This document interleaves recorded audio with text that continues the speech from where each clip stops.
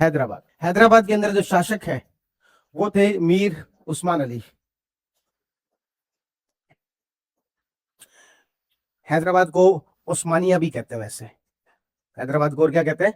ओस्मानिया भी कहते हैं। जब पाकिस्तान का नाम पहली बार जब आया था, मुस्लिम लीग की एक बैठक थी 1940 की।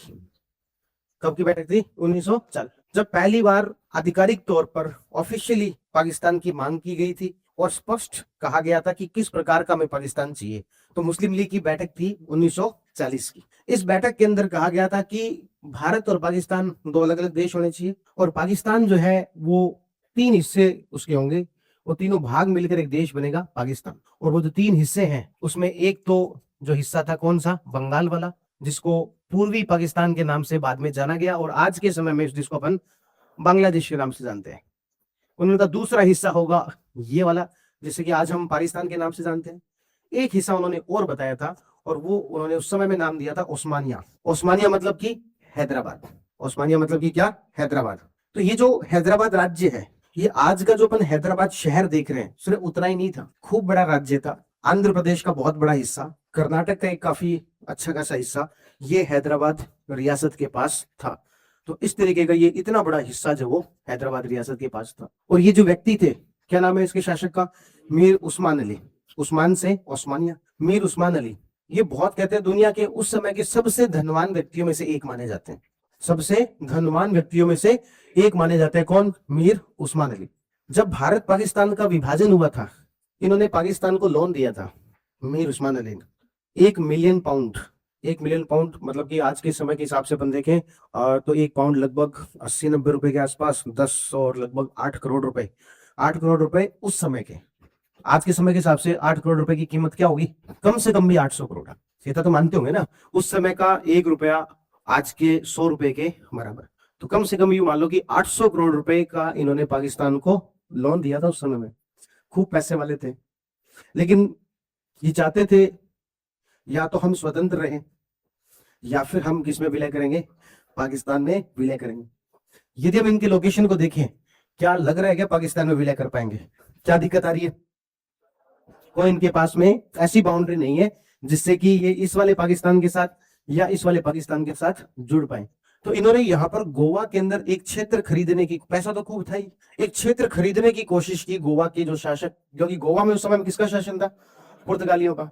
उनके साथ इनकी बैठी नहीं, वरना वो यहाँ से एक क्षेत्र खरीदने की कोशिश कर रहे थे जिससे कि गोवा को हैदराबाद से जोड़ा जा सके।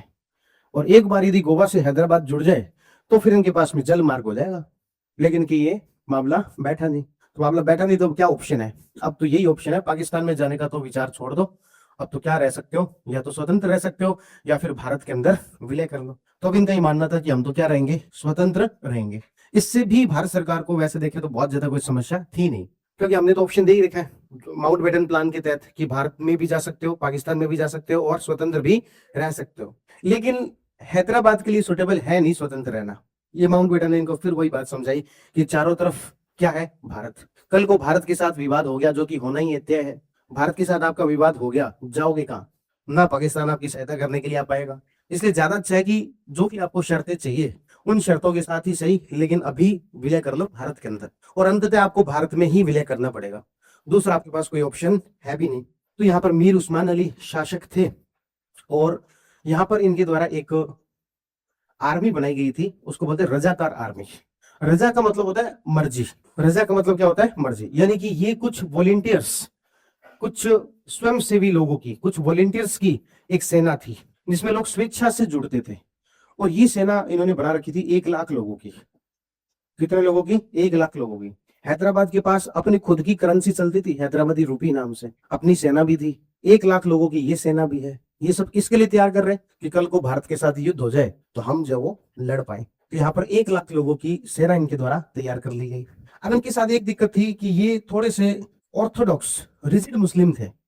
वहां के हिंदू जो पॉपुलेशन है उसको कई मामलों में बहुत परेशान किया करते थे और वहां के लोगों को एक तरीके से इमोशनली ब्लैकमेल कर रखा था कि भाई हमें स्वतंत्र देश के रूप में रहना है और भारत के अंदर विलय नहीं करना। और जो जो भी इस बात का विरोध किया करता था कि नहीं हमें भारत के अंदर विलय कर लेना चाहिए, ऐसे ज्यादातर हिंदू लोग थे। तो इनके ऊपर शासक के द्वारा किए जाते थे अत्याचार। और ये अत्याचार जब बढ़ने लग गए तो सरदार पटेल ने कहा कि देश का गृह मंत्री होने के नाते, गृह मंत्री की क्या भूमिका होती है? कानून व्यवस्था को बनाए रखना। होम मिनिस्टर की ही भूमिका होती है कानून व्यवस्था को बनाए रखना।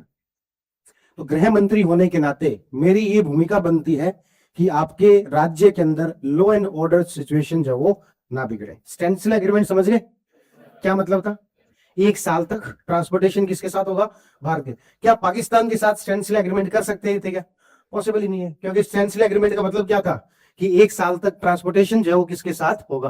पाकिस्तान के साथ ट्रांसपोर्टेशन का सवाल ही नहीं उठता। तो यहाँ पर जो है वो भारत के साथ इन्होंने क्या कर रखा था? स्टैंडस्टिल एग्रीमेंट कर रखा था। और जब ये सिचुएशन वहां पर बिगड़ने लगी, ऐसे अत्याचार की कहानियां जब ज्यादा आने लगी, और हम इनको खूब समझा चुके थे कि विलय कर लो, विलय करने में ही फायदा है, अभी विलय कर लोगे तो आपकी मर्जी पर होगा, आपकी शर्तों पर होगा, बाद में करोगे तो हमारी शर्तों पर होगा। तो ये जब नहीं माने तो अंततः हमें 13 सितंबर 1948 को यहाँ पर पुलिस भेजनी पड़ी और एक अभियान चलाया गया। इस अभियान को अपन जानते हैं ऑपरेशन पोलो के नाम से। एक्चुअल में जो है वो हैदराबाद एक अमीर रियासत थी और यहाँ पर पोलो के ग्राउंड बहुत होते थे, इसीलिए इस ऑपरेशन का नाम भी क्या रखा गया था? ऑपरेशन पोलो। और 13 सितंबर को ये पुलिस कार्रवाई शुरू कर दी गई। अपन यहाँ पर ये क्यों लिख रहे हैं पुलिस कार्रवाई? एक्चुअल में सेना ही भेजी गई थी। वास्तविकता तो ये है कि क्या भेजी गई थी? सेना। लेकिन हम कहते क्या है? पुलिस कार्रवाई। ऐसा क्यों? क्योंकि सेना हम भेज नहीं सकते, क्योंकि सेना भेज दिया इसका मतलब हमने हैदराबाद पर क्या किया है? अटैक किया है। ये मामला कहां चला जाएगा? यूएन में चला जाएगा। इसीलिए हमने सेना का नाम ही नहीं लिया। हमने कहा जी हम तो पुलिस कार्रवाई कर रहे हैं। पुलिस कार्रवाई किस लिए कर रहे हैं? इस क्षेत्र के अंदर कानून व्यवस्था को बनाए रखें, सब कुछ शांतिपूर्वक चले, इसके लिए हम क्या कर रहे हैं? पुलिस कार्रवाई। इस पुलिस कार्रवाई के अंदर 40,000 लोग मारे गए। पुलिस कार्रवाई थी। सरदार पटेल ने कहा, देखो मैंने पहले ही कहा था, अच्छे से विलय कर लोगे तो आपकी शर्तों पर होगा, नहीं करोगे तो फिर हमारी शर्तों पर होगा। हालांकि फिर भी हैदराबाद के निजाम की भारत सरकार ने ठीक ठाक इज्जत रखी और उनको शुरुआती तौर पर राज्य प्रमुख का एक दर्जा होता है, वो राज्य प्रमुख का दर्जा भी दिया था। यानी कि भारत सरकार ने जो विलय किए उसमें उनका उद्देश्य ये नहीं था कि किसी को बेइज्जत करना। हम जो एक तरीके से धमकी दे रहे थे उसका पर्पज भी सिर्फ ये था कि भारत में विलय कर लिया जाए और भारत का एकीकरण ठीक तरीके से हो जाए। तो हैदराबाद का 13 सितंबर 1948 को यहाँ पर पुलिस भेजी गई। पुलिस कार्रवाई 5 दिन चली सिर्फ ही। कितने दिन चली? 5 दिन।